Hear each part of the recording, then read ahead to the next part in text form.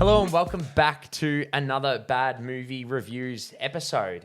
We did this, well I did this. Oh no, we did an Oscars one, but we're chatting. It is award season's well into its full swing. We haven't probably made a prediction because Christmas holidays, you know how it is, we all get busy, but Golden Globes were today, but it was first day back at, work for most people, but we may do an Oscars prediction video, who knows? But Golden Globes were today, so I guess we're doing a video chatting about what we would have liked to have win. It probably might be hard for some of these categories just because we might not have seen these films yet, or So this is just nominations, is it? No, this is what won. Oh, the winners. Today, the winners. So we'll go through nominations and then chat about what won. But obviously, Golden Globes does cover television as well, which is something we definitely do watch, but we don't really cover. So we'll probably exclude that. But I'll just go from top to bottom and then end on, obviously, Best Picture, which you probably know what won anyway. But Best Original Song's the first discussion. Best Original Song, which Road to Freedom by Lenny Kravitz for Rustin, which I haven't seen yet. Peaches was nominated from Super Mario Bros. Mum's movie. Which is obviously done by Jack Black. Addicted to Romance, which I am not familiar with what it came from. She Came to Me by Bruce Springsteen. We obviously know who that is. Dance the Night from Barbie by Dua Lipa, which is a track. It is a banger. Not bad. I'm Just Ken, also a track. I don't know who won this, but I hope it's that.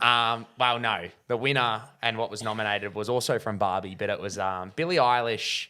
What was I Made For? Yeah, true. Which, that was to be honest, that was a good song. To be honest, well written, is an incredible song. Yeah, I remember when I watched Barbie, I rewatched it recently. It's obviously a great comedic film, but this film really did hit me in the feels because this is playing when she's having that situation, the monologue of being beauty. What is a woman here for?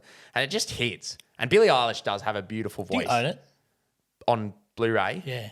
4K, yeah, I do. I'm a big advocate of physical media. I need to watch it again. I'm a big advocate of physical media. Well, we both are. You actually got me onto that, as you can see, my collection. I did take Hannah Montana out of there. That went back to the room. I do buy a lot, but we won't talk about that because it does make me sad because I think most recently Disney have announced and Sony have announced they're pulling out of releasing physical media in Australia, so I have to import it from overseas, which I did for Guardians 3.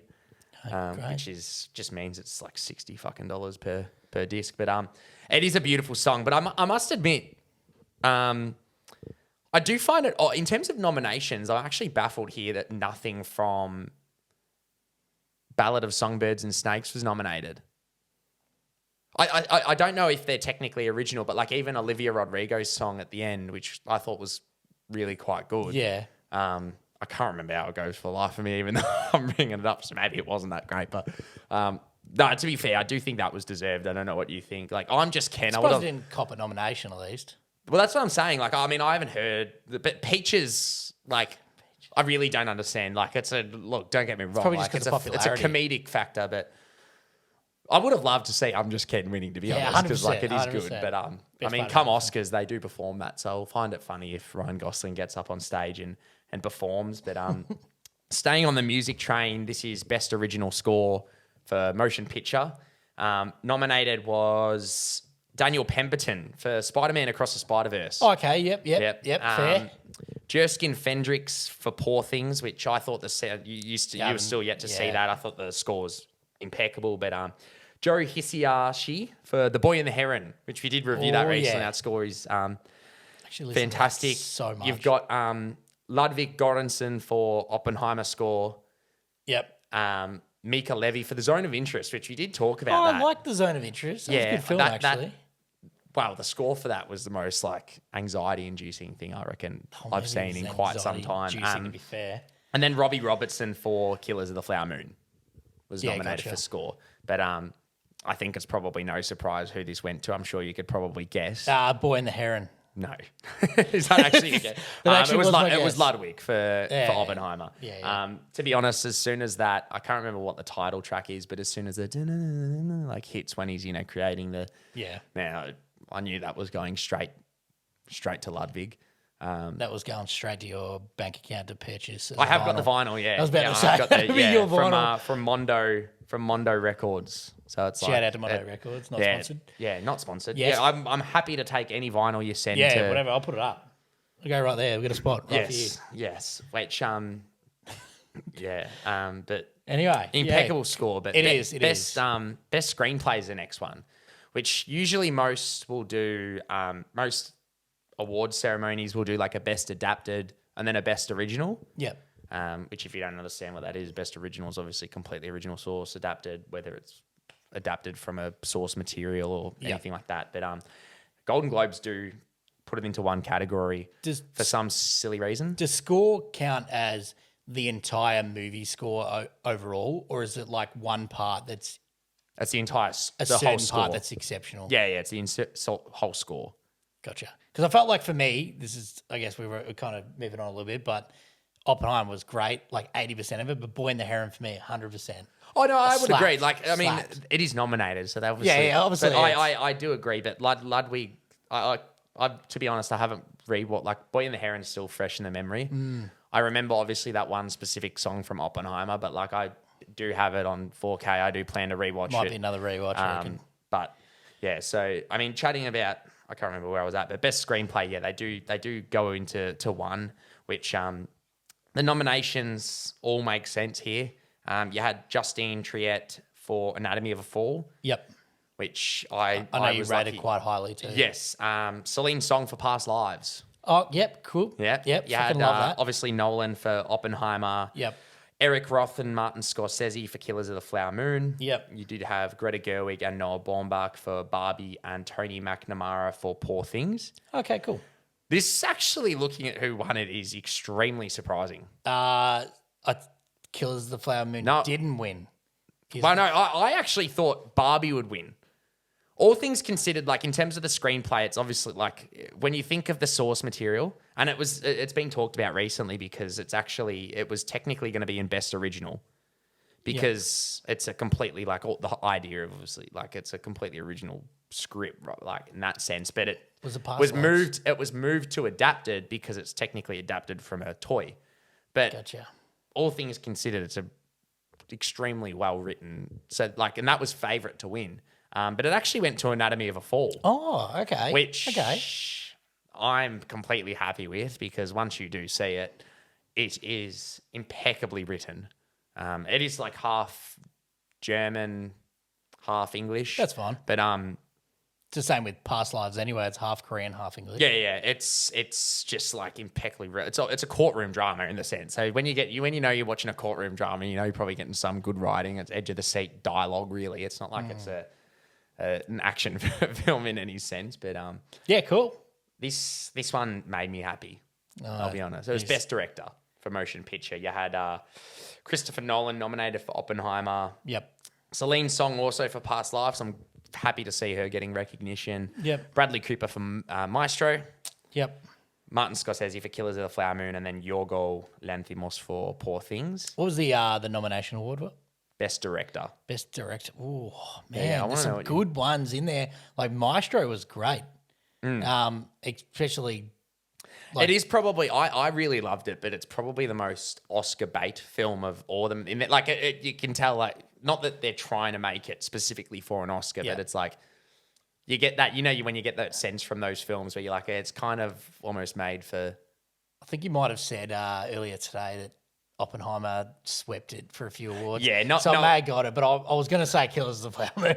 Well, you know what's baffling is this is Nolan's first win for director. Wow. This is from a man. He's nominated for so many 8 great times. films. And I did watch this live, and we're obviously discussing it, but it was actually quite emotional because when he got up, it was his second time ever on stage, and the first time was him accepting the Golden Globe for Heath Ledger's performance after he passed away. But he's been nominated, 8 times or 6 times or something, first win. Yep. Which it'd be great to see him obviously win the Oscar, and I do probably think it's the best directed film of the year. So I'm not unhappy about it by any means. I don't know how you feel about it, but yeah. What do you feel about it? It's a fair win. It's a great film. Yes, no, 100%. This one, we're now in the acting side of things. Okay. Which I'd be curious to see what you feel like should I win. reckon there's last year for me was the movie of like really great blockbusters, but I feel like this year's been a movie, all the movies of like fantastic acting. Yes. Like- yeah. No. Like, like some I of- like, know. lives We've and probably dies by it, as you we've would say. probably said recently that or you've said recently that it's probably not been a great year for film. Is what like I remember you said like probably Yeah. August time. But I must I admit meant the blockbuster Yeah, side. yeah. I must admit like coming to the end of the year, I actually have been looking at like we're making our best of 2023 list to do a video on, and it's like Yep. there are some incredible films that have released this year. I agree with you. Like, you know, I watch Banshees of Inisherin and Everything Everywhere, and it's like they're some of my favorite films of all time. Correct. But seeing these films, it's like they're still unbelievable. But we'll chat about this is best supporting role from a male actor. Okay. So you had Willem Dafoe for Poor Things and Mark Ruffalo for Poor Things, which I don't blame they the good? nominate. Yeah, they were both impeccable. Yeah, sweet. Charles Melton for May December, which we've yet to see. There are screenings coming soon for that one. So, but Ryan Gosling for Barbie, Robert De Niro for Killers of the Flower Moon, and then Robert Downey Jr. for Oppenheimer. I reckon De Niro might have this one. You reckon? Yeah. It actually went to Downey. Really? Downey Jr. Yes, which I think it's his second This win. was better. Well, I guess To be honest, I'm not unhappy about it. I thought No. Downey Jr. was brilliant as Lewis Strauss in like he demanded the screen when he was on it. But I actually think from this category, I actually think Robert De Niro was probably my favorite of the performances. Even along with after rewatching Barbie, like I thought Ryan Gosling is just he's probably one of the best parts about the film. Not to give any negative, sexist. not to give any negative flack towards the film. I mean, his performance is impeccable. I mean, I'm not discrediting Downey Jr. by any means. Yeah. I still think he's a deserved winner because he is fantastic. But And he was it's just, great. It's just I do think Robert De Niro was probably my favorite of the 5 or 6 here. Sorry. The best performance by a female actor, we probably can't really comment too much because it did go to a winner of a movie that we haven't seen. But Rosamund Pike for Saltburn was nominated. It's fun, actually, funnily enough, looking at this, we've only seen one of the films of the 6 nominations. Right. So Emily Blunt for Oppenheimer, we have seen. She got nominated.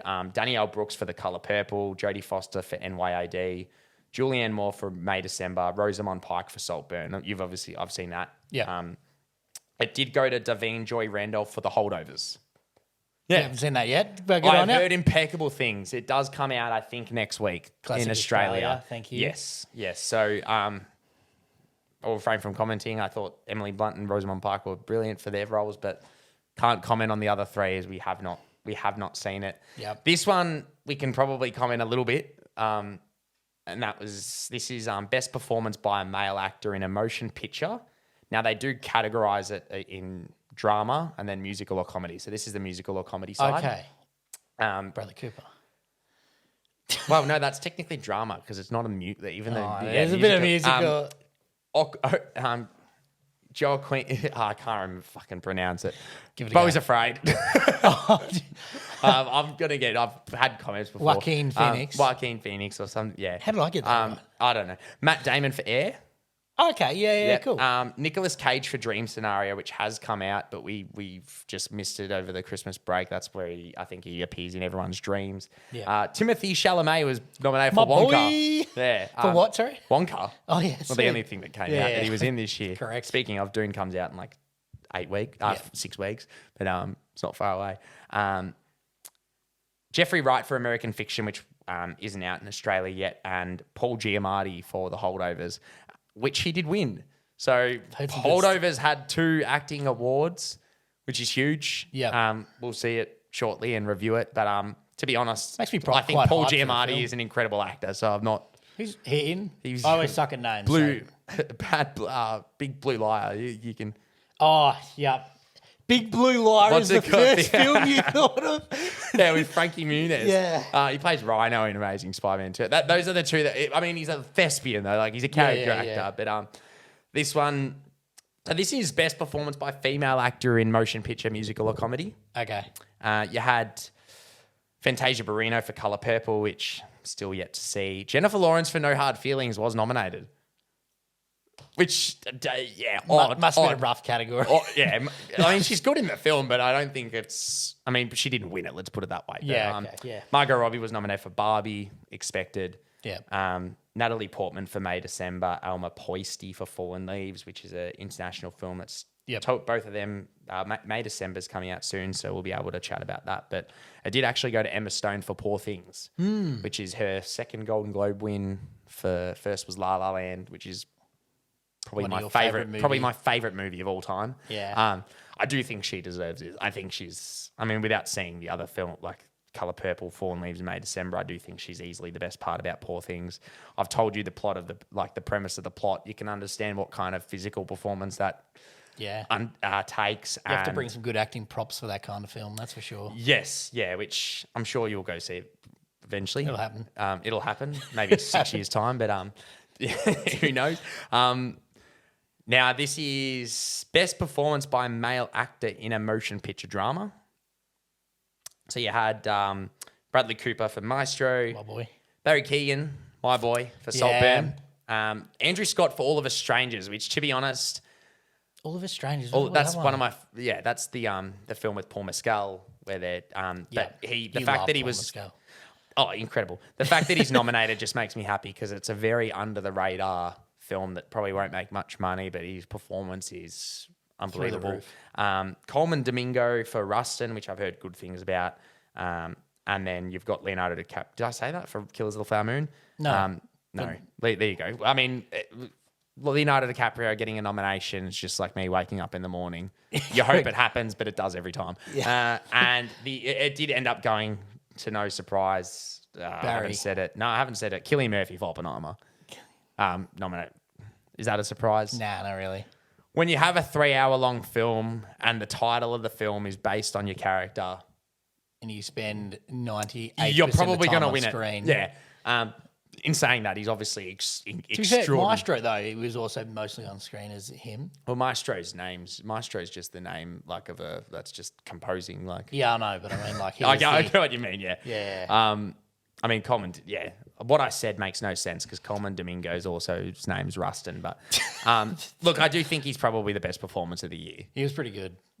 He demanded every ounce of your attention. It was probably some of the best acting I've seen out of him. Not to say that any time's like bad acting, I think but he's like impeccable. This was like an elevated level, that's for sure. Yeah, definitely worthy winner. He's top of his game, worthy winner. And then chatting about drama, this is female, obviously actress side of things.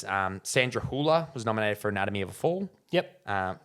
Lily Gladstone for Killers of the Flower Moon. Yep, she's got to win it. You had Carey Mulligan for Maestro, which I thought that was the best part of the film. Actually, yeah, she was very good. Greta Lee for Past Lives, who's the main actress in that film. Annette Bening for NYID, which I said before, someone else was nominated for that. And then Kaylee Spaney, I think I pronounced that correct, which she plays Priscilla in the Priscilla Presley movie, which I've seen and I thought was actually a great movie. I saw that quite early. It was, I think you were working at the time because it was a media screening in like 9:30 a.m. Yeah. But I thought she was brilliant. It did go to Killers of the Flower Moon with Gladstone, which... I actually don't know many of like who won out of this. The only one I really saw was Emma Stone taking it, and I was like, oh, cool. Yeah, I must admit, whenever like if I haven't seen a film and I see them win, I'm like, I want to see this now. Yeah, correct. Especially if they win a few in a category too. I'm like, this must be. Yeah, like I mean, Paul Giamatti for The Holdovers. I'm like, you know what, like Ryan, like I can't remember. Already had 4 nominations or whatever, and then 2 wins. Winning over Matt, like actually, yeah, none of them are like Matt. Yeah, actually, no. Anyway, that comment, yeah. Anyway, but I think she deserved it. I did think everyone else in here was brilliant as well. Sandra Hüller's probably one of my favourite performances of the year in Anatomy of a Fall, but Lily Gladstone in Killers is just an actress at the top of her game, really. And I know we said that in our review. If you haven't seen it, we definitely did talk about that. But best picture for a non-English language movie. Does Past Lives fit into that? Yeah. Cool. Technically, yeah, I think it's based on a percentile of English in it. Well, it's probably 80% Korean. Past Lives? Yeah. Probably 60-40 because her husband... Oh, yeah. You're right. The whole first... We have actually seen a fair few of these, which usually speaking, year on year, like I'll see most, but Nominated is Anatomy of a Fall, Yep. which is half German, half English. You had The Zone of Interest nominated. Cool. Past Lives, Io Capitano, which is an Italian see film. that. I've heard fantastic things, and then Fallen Leaves, which I've also heard fantastic things. Both of them are yet to come out in Australia, I think. Thanks, Australia again. Yeah. And Society of a Snow, which I actually watched the other day. It went straight to Netflix. Society of Snow. It Oh, went yeah, straight that's to the one I Netflix. walked past that looked really messed up. Straight to Netflix. It's based on.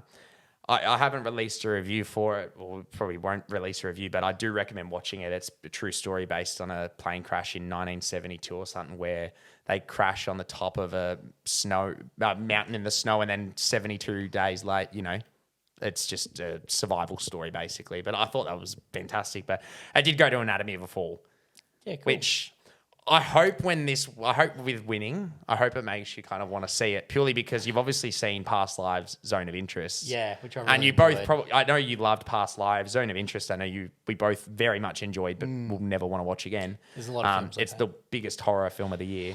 But Probably. I thought Anatomy of a Fall was impeccable, and I do applaud and recommend everyone to go see it. In Australia, I think it comes out.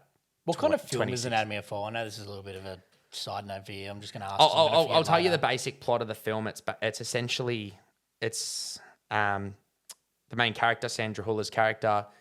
They live in a house in the middle of like the German Alps or French Alps, I think it was, and her husband dies of a fall, but there is no witnesses except for her blind son. So she gets it's a investigation courtroom drama movie. She's been trialed, and it's is it suicide? Is it murder? Is it? Yep, So yep. it's like it's gripping of the seat stuff, ambiguity all round. It's it's 2.5 hours of dialogue, and I was sitting there probably my asshole tense the whole time, more than any other film this year, just because it was so anxiety. Like I was like, but I do. I'll have to watch it. It's out, I think, 26th of Jan. But this is actually a new category altogether, which I don't know why it exists. I think it's an awfully stupid. I think I know the winner of this. 'cause It's you just were called Cinematic and Box Office Achievement. So Gotcha. it's applauding, I guess nominating and applauding films that obviously brought people to the cinema, had a bit of a cultural thing, which makes no sense as to why Super Mario Bros. Movie was nominated then. But anyway, that was nominated. $1.4 It made a lot of money. That's billion why. dollars. Made a lot of money. Spider-Man Across the Spider-Verse, Oppenheimer, Mission Impossible Dead Reckoning Part 1, John Wick Chapter 4, Guardians of the Galaxy Volume 3, and Taylor Swift The Eras Tour was nominated. Which, to be fair, probably should have won. The fact, all jokes aside, that is a concert movie and it made like $400 million at the box office. It's pretty good. But it did end up going, it nominated and did end up going to Barbie, which I didn't say because it was obviously the winner, but it makes sense. It made billions of dollars. It brought people to the cinema. Oppenheimer, Now, did they win any other awards? Barbie, Yeah. best original song. It won 2 out of 9. Oh, okay. Yeah, cool. Yeah, which to be honest, I probably think it'll win more at the Oscars. I think it'll probably win best adapted screenplay. Yeah, But the acting, because with the Oscars, this obviously, we said it splits in comedy musical, so she was probably more of a chance to win this. Whereas when you see Emma Stone win and then Lily Gladstone, they're going to be in the same category. fighting to the death for the Gotcha. the Oscar. I don't know what. Yeah, but and then last two category. Oh no, three, which are best pictures. Obviously, the last four. Yeah. Non-English language. Animated best picture. Is it my boy? What? My Boy and the Heron. Yeah. It did actually win. Oh, which you could have is- gone through the list first. No. Which is incredibly surprising because, to be honest, I think it deserves it. Yeah. But like a Spider-Man Across the Spider-Verse was like $1.10 I didn't favorites, even especially think like on about sport. that. Like I was jokingly looking on Sportsbet, which is a betting because I was like, what can I make money on? And I made good money today. Let's put it that way. Because guy. like these actresses are like, Lily Gladstone was like $1.60 to win. So she's dead set favorite, but it's like, that's free money. But Wish was nominated, which was fine. Super Mario Bros. Suzume, which I saw. I don't know if you saw, but it was like a Crunchyroll anime. No. I think it's on my Great film. watch list though. Elemental was nominated. Oh, cool. Spider-Man Across the Spider-Verse, and then The Boy and the Heron. Even though it didn't win, like A Boy and the Heron deserved this, but I'll talk about this. The fact that Teenage Mutant Ninja Turtles was not nominated over Wish. Even though I enjoyed Elemental, over Super Mario Bros, over Wish, and I enjoyed all that. Super Mario Bros makes sense because of like. This is the best picture of the year in animated. Teenage Mutant Ninja Turtles was like 10 times better than Super Mario Bros. Yeah, well, Mutant Mayhem was actually a great movie. I don't know if it was better than Wish. I've heard only like average things about Wish. Yeah, and Teenage Mutant Ninja Turtles Mutant Mayhem was fantastic. That's what I'm saying. It should be in there over Wish. I don't know about even Mario Bros. Wish, Mario Bros, and Elemental, I think. I liked Elemental. It was pretty much the grease for kids. I liked it, but Teenage Mutant Ninja Turtles, that was some of the most fun I had this year. Best Motion Picture, Comedy or Musical. You did have May December nominated, which I brought up a few times for acting nominations, which didn't win anything over the course of the Globes. You had The Holdovers nominated, Poor Things nominated, Barbie, American Fiction, and Air. It did actually go to Poor Things. Oh, cool. Which, to be honest, I think was surprising. I actually think, not that I think it deserves it, but I actually thought Barbie would have won this. The only reason why is obviously with the Hollywood Foreign Press and the way the Globes work, it's obviously you vote them on a 1 to 5 or whatever. I can't remember exactly how it works, but seeing Poor Things, I've obviously discussed it. It's an incredible movie, but it's extremely weird, which I can imagine, and I've literally have said this many times reviewing any film is, it's one of those films where it's like, I don't know who I would recommend it to. I'd say to I'd say to you, you know what, you'll probably like it. It's a bit weird. And I'd say to my dad, I literally said at family dinner, like, you'd like this, Dad. Mum goes, would I? Fuck no, you would not. But Barbie is like a genuine crowd pleaser all around, in my opinion. Like most people, unless they're a raging like leftist, not leftist, rightist, and just hate, not even that it's woke, but just the fact that they're making a female movie. It's just like, I feel like it just pleases it. Like everyone can enjoy it. So I would have thought just overall, based on the fact that it's a majority rules, I did think Barbie would win it, and it was actually favorite to win it. But I just found that surprising. I mean, obviously you probably can't. Yeah, I can't comment too much, but things. I would saw Barbie and it sucked. Anyway, we'll be closing the channel down. And then there's best motion picture drama, which is the last category for the discussion. Nominated was Oppenheimer, The Zone of Interest, Past Lives, Maestro, Killers of the Flower Moon, and Anatomy of a Fall. Man, some fucking good films in there, isn't There's there? some great films. Past Lives I love, Killers of the Flower Moon, impeccable. Zone of Interest was fantastic. Obviously, those ones didn't win because you haven't said them. No. Oppenheimer did win. It did kind of sweep. I think it won 5 out of 8 awards. To be honest, I'm not surprised. I don't know if you're inherently surprised that it did win. Nah. I don't think I would like. It's a bit like watching Everywhere All at Once, and then like All Quiet on the Western Front last year. Like we knew they were going to make it to award time and actually take a few of them because they were like quite exceptional films. And the same with Oppenheimer, I knew was going to have some fair impact on this award. Yeah, I'm not necessarily against it. Like I love Oppenheimer. I love Maestro. I really enjoy. I loved every film in that category. Maestro is probably the one that I least enjoyed, but I still really enjoyed it. But if I was ranking it, like it would really probably be Oppenheimer or Killers of the Flower Moon at like interchanging at 1 Killers and 2. Flower Moon for me probably. Yeah, I think I enjoyed more. Yeah, Oppenheimer kind of made me have an existential crisis after, so I don't know if I can like inherently say like I enjoyed it because I was like, fuck, we could just all die in a blink of an eye. But the fact that Anatomy of a Fall would nominate, like I just really love that Anatomy of a Fall was getting love, but I don't know if there was inherently any surprises. I mean that I've went through, like obviously what we've just seen. Teenage Mutant Ninja Turtles not being included. I mean, Poor Things winning over Barbie is surprising to me for Best Picture comedy. Yeah. Otherwise, everything else was kind of like Oppenheimer took some, Killers of the Flower Moon did. I did think De Niro was better than Robbie Downey Jr., but otherwise it's not really like a That's not a surprise moment. That's just like a preference moment because both acting performances were fantastic. Yeah. I'm not. Yeah, exactly. That's definitely a preference. And I don't know if like Downey Jr. has won an Oscar in his career. I'm not too sure. So don't. But you know, a lot of the time, obviously, they give away these like. You might have got one for Tropic Thunder. No, a lot of he is good in it, but a lot of the times they do sometimes give out like, you know, like here you go, you've had an incredible career. I mean, we chatted about last year, like Kerry Condon was impeccable in Banshees of Inisherin, and Jamie Lee Curtis won it for Everything Everywhere, which I still think is one of the most undeserving wins. Like, I thought she was fine. She was good, but she wasn't Kerry Condon. No, good. but that was just felt like here you go, you've worked 50 years of your life in Hollywood. Like, they do that. They really do. And like you see it with Leonardo DiCaprio, was nominated that many times and he ended up winning for The Revenant, which is a good film. I enjoyed The Revenant. I enjoyed it, but it's probably... It's not his best film.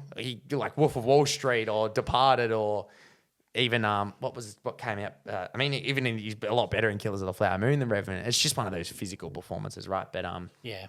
I mean, it'll come interesting. I'm not sure. The Oscar nominations come out in a couple weeks. I think 20th or 18th of Jan. So once the nominations come out, we might do a predictions, which will probably be interesting because as you know, we said the fact that they split those categories, being that, you know, Lily will be going against Emma. It will be interesting because that's probably when it gets a little bit more intriguing. What was the award ceremony where Chris Rock got slapped? Oscars. He was the host of the Oscars, I think. Yeah, that's pretty funny still. No, but I mean, looking at that, I'm not unhappy about. I'm not happy about anything. I'm unhappy about some nominations, but the winners, I'm not going to argue with. So, look, if you have any disagreements with us, by all means, comment. I'll comment back and let you know you're wrong. And some of the films are on there that we haven't seen that have come out yet. If you've seen them too, we'd love to hear about it. Yes, yeah, because come obviously our best of 2023 list as well, which we'll probably make in the next week or two after we see these other films like The Holdovers, May, December. Maybe once you watch, you know, Anatomy of a Fall or something like that. Once we make these lists, I would love to hear comments on films that we might have missed because at the end of the day, there are films. We watch that many films every year. There are films we miss. Yeah. So let us know what you think about nominations, what should have won or what you think should have won. Subscribe if you want to watch more of our content. Give us a like. And without further ado, we'll catch you next time. Thanks, guys.